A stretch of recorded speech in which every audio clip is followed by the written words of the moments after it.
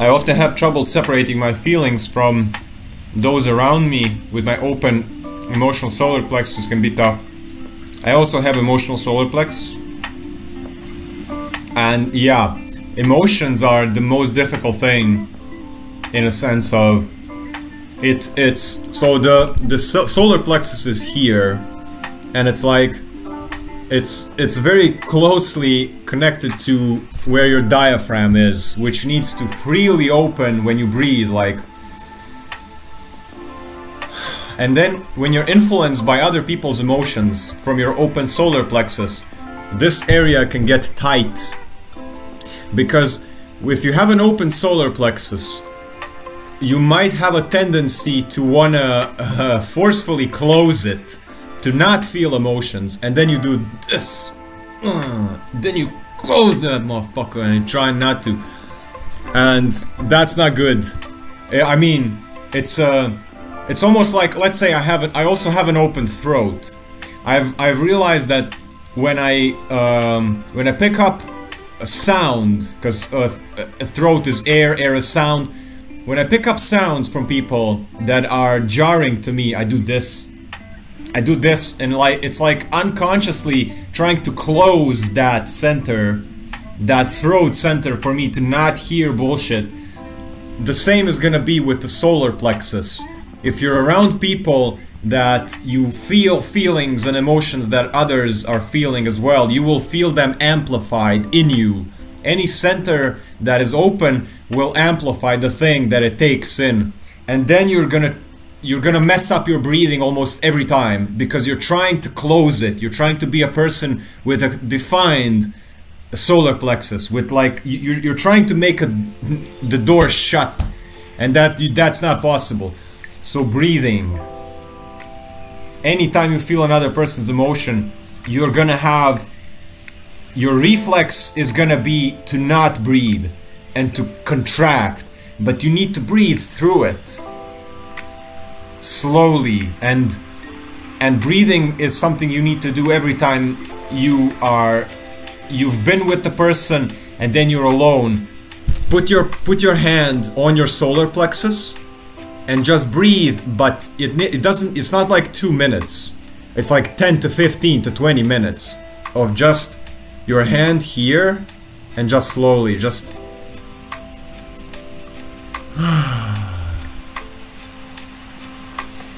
and stroke it like this.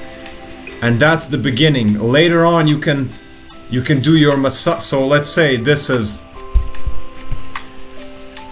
where your ribs are, right? So from this point where the ribs meet along the rib cage, just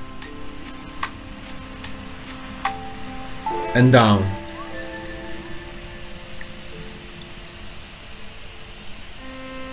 Don't do it as so strongly that you hurt yourself, but also don't do it like don't massage the shirt. It has to be some sort of touch. So just slowly, and it needs to be so not like 2 minutes if you feel overwhelmed by people's emotions. So just like at least 10 minutes, 15, 20 minutes, just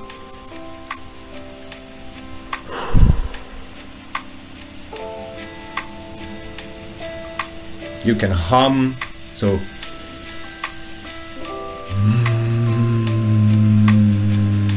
keep a smile on your face.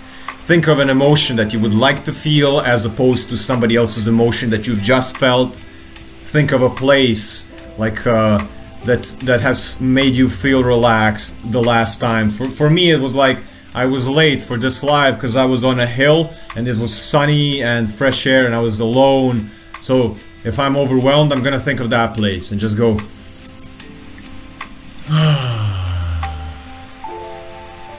So emotions are electromagnetic energy, and when you feel other people's emotions, you feel a wave of electromagnetic energy that can get your muscles here, they can be tight. And when these muscles are tight, your breathing pattern changes from this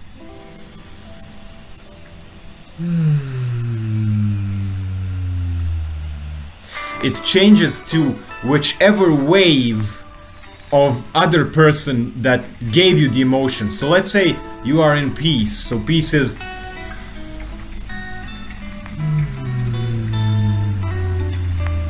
and the other person is, oh my god, the fucking war in Ukraine, oh my god, the COVID, oh my god, I need to eat, I need to go, 9 to 5 job, emotion, frustration, guilt, shame, blah blah blah. Their breathing is and then you come next to them and then your breathing becomes, and of course you're lost, you're just fucking gone. And you need to come back to your own.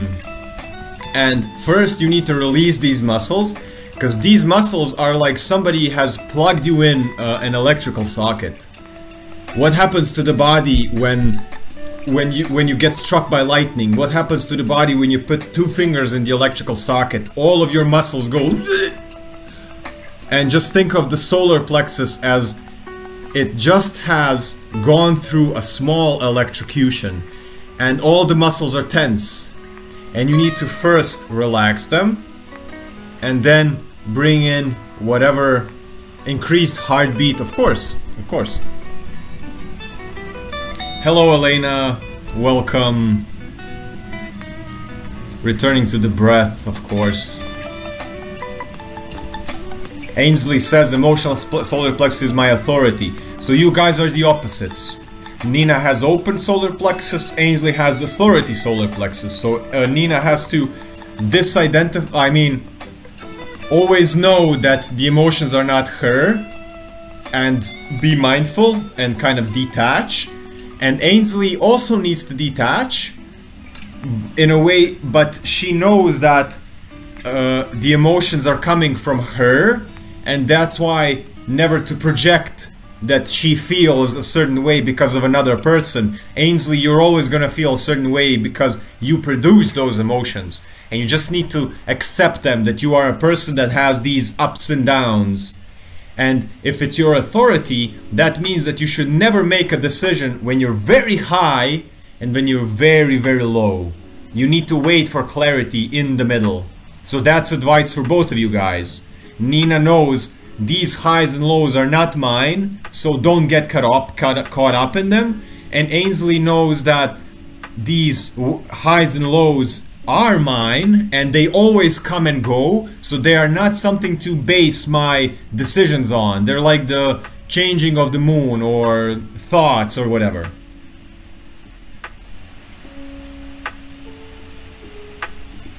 With the open solar plexus, you might be prone to avoiding conflict, and that's because you want to avoid that cringing when somebody gives you a difficult emotion, and that's why you might avoid difficult conversations with people, because you don't want to feel that intensity. But you just know that it's sometimes the only way is through it. The only way is to confront a person, and you have to choose what is going to be hard. It's either going to be hard to not confront them and not have your truth expressed, or it's going to be hard to get the feedback, emotional feedback, but then you know your truth is expressed. So you need to weigh out those two options if you have an emotional solar plexus.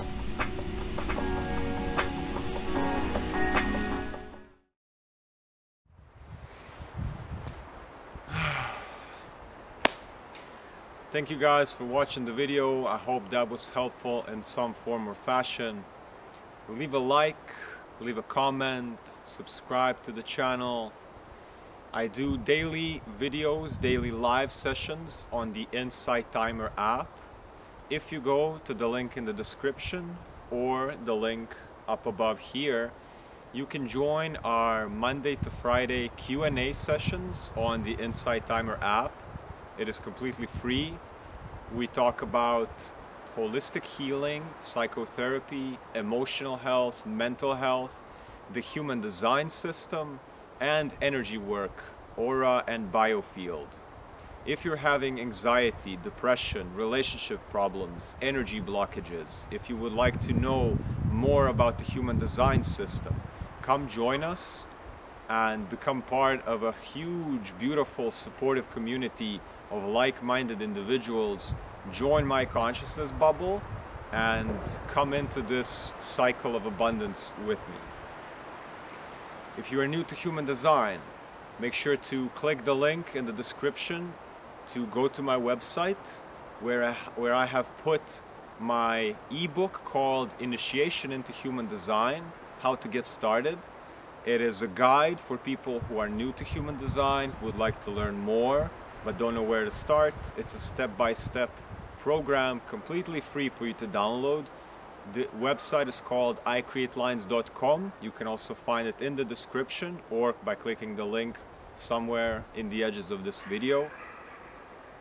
I want to thank you for listening, for taking this time to spread awareness for yourself, for your health. I'm a holistic therapist, holistic practitioner, human design coach, and a psychotherapist. If you would like one-on-one private sessions, therapy sessions with me, you can also find them on my website. I would like to wish everyone peace, health, and abundance, and I will see you either in the next video or on my live sessions on Insight Timer. Peace, health, and abundance.